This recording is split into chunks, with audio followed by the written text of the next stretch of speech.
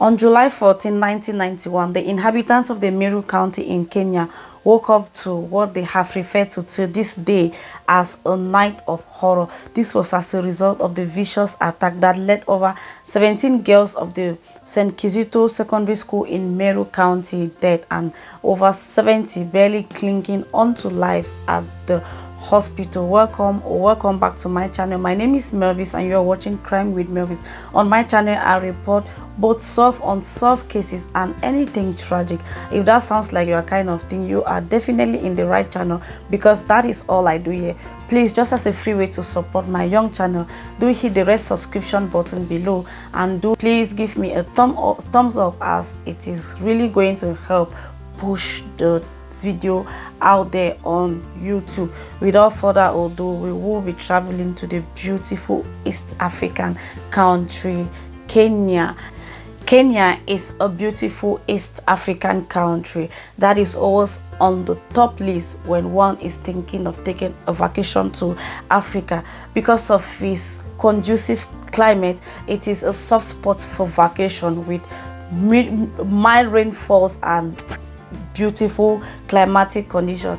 Kenya, it is also a home for variety of wildlife, with its beautiful savanna stretching right up to the borders with Tanzania, Uganda, South Sudan. It is a very beautiful country with cultural diversity. Kenya speaks over 60 ethnic languages, making it a very diverse country with rich cultural background from its different diverse group. But unfortunately, all of this is not why we are visiting the beautiful East African country today. We were rather going there to find out what actually happened to the 271 girls at the St. Kizito College in Meru County in 1991. And before we begin this video, please let me quickly give this disclaimer. I understand not everyone has the heart to stomach some details of true crime stories. If at any point in time you feel like you cannot handle the details of this story, please, you can as well discontinue watching, because this video we shall be talking of violence, gender-based violence, sexual assault, physical assault and all that. So if you think you can't handle such topics, please, you might stop watching the video at this point. Without further ado, let's dive in. St. Kizito Secondary School in Meru County was created in 1968 by the Kenyan government. It was initially an all-boys school, but in 1975 the government decided to make it a or mixed education for both boys and girls, and by 1991 the school had 577 students, that is 306 boys and 271 girls, making a total of 577 students. The girls in this college ranges from the age of 14 to 18 years old. It is said that the 13th of July 1991 began like a normal day for the school. Everyone, it was a weekend, a Saturday. The students had just finished laundry, rested, and by 9 p.m. they had had their lunch and it was time for them to retire to bed. But unfortunately, they did not know that there was something that had been planned out or laid out by their male schoolmates. The male schoolmates had planned to attack the female students because they had allegedly refused to join them in an upcoming strike or protest that they wanted to engage into. It is said that the school, few days before the 13th of July 1991, the male student had found out that the school had not actually registered them for the inter-school athletic competition that runs every year, which means they had not been registered and the game was due to kick off in a couple of days, meaning they were not going to participate. This made the boys so furious and angry that they were willing to protest, but for some reasons the girls in the school refused to join this protest. They were not willing to join the boys in protesting or going out for a strike as to why the school had not registered them for the inter-school competition. It is said that mismanagement of funds was something that was very at its peak in the school. So the students knew that they did not have the money because they had probably embezzled or mismanaged the funds. So they wanted to take their anger out on the administration, but the girls in the school were not helping matters. They had refused to participate, and as a result, they decided in court to teach them a lesson. It was at this point that on that fateful day, after the school had dinner and everyone was settling to go down for the night rest, and it was the end of the day, by 9 p.m. the boys actually went to the supply units of the girls' dormitory, the power supply unit, and disconnected the power. There was immediate total blackout, and the next thing they did was to cut off the telephone line so no one could call for help. When the girls realized that it was only their dormitories that had the blackout, they knew that the boys were actually coming for them, because it is reported that violence and assault in the school was something that was not new.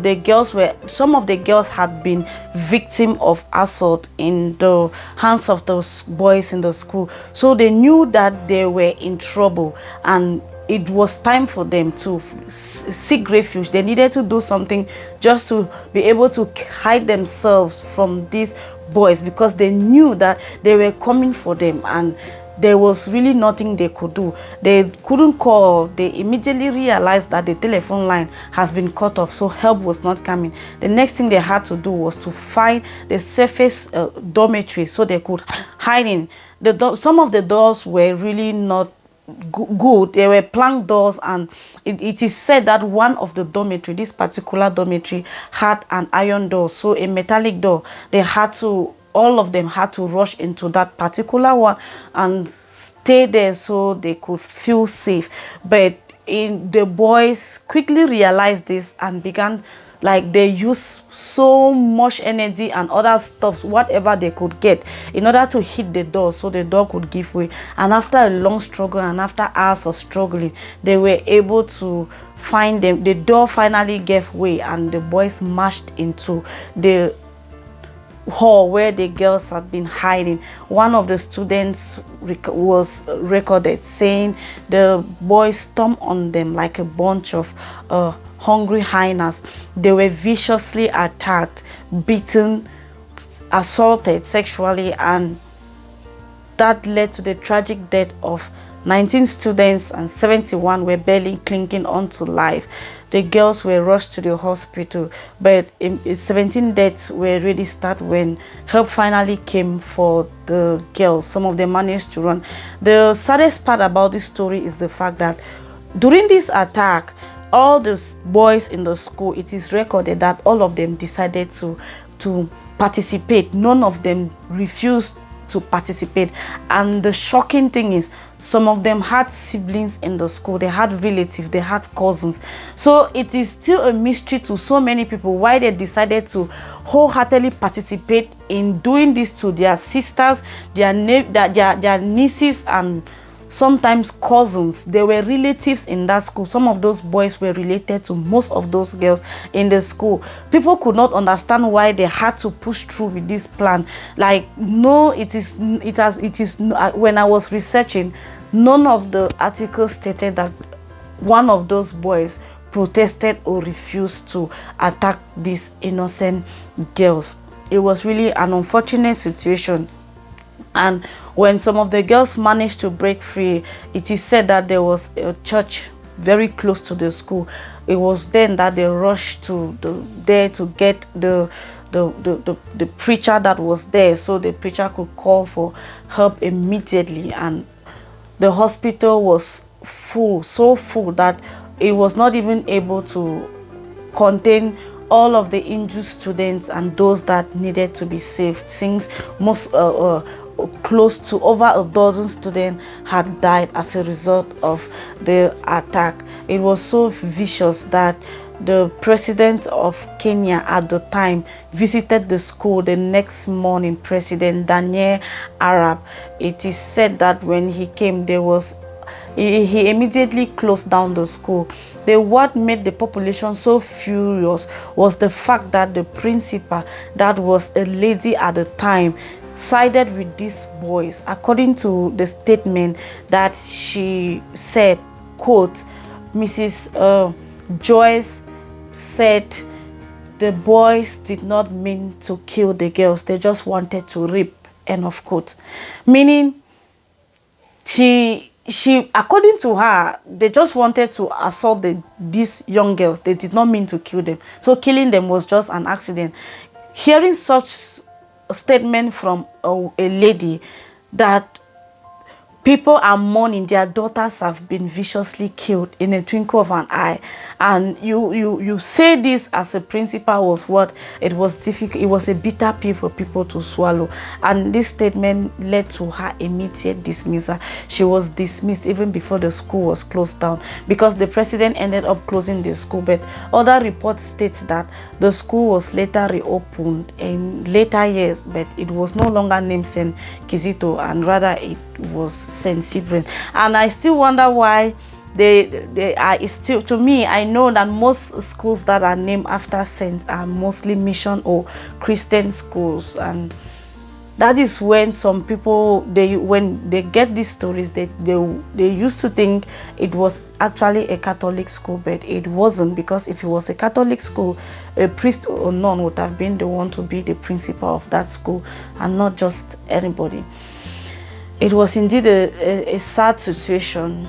The deaths were buried, and the other students healed from their injuries and moved on with their lives.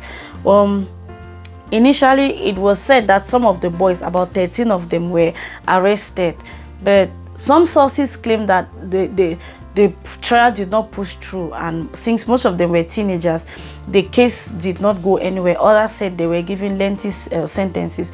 But one remark that stood out was, when I was trying to research this case, I saw the comments of mostly Kenyans that are familiar with the story and know some of the perpetrators of these heinous acts. According to them, some of the boys, in fact, Nemesis ended up catching with them. The law of nature finally took its course, because it is said that almost all of them, that, like, it is noted that none of them ended up being successful in life. Some of them ended up running mad, some just vanished into thin air and had never been seen again, some died mysteriously, and some just went on to live like just useless creatures.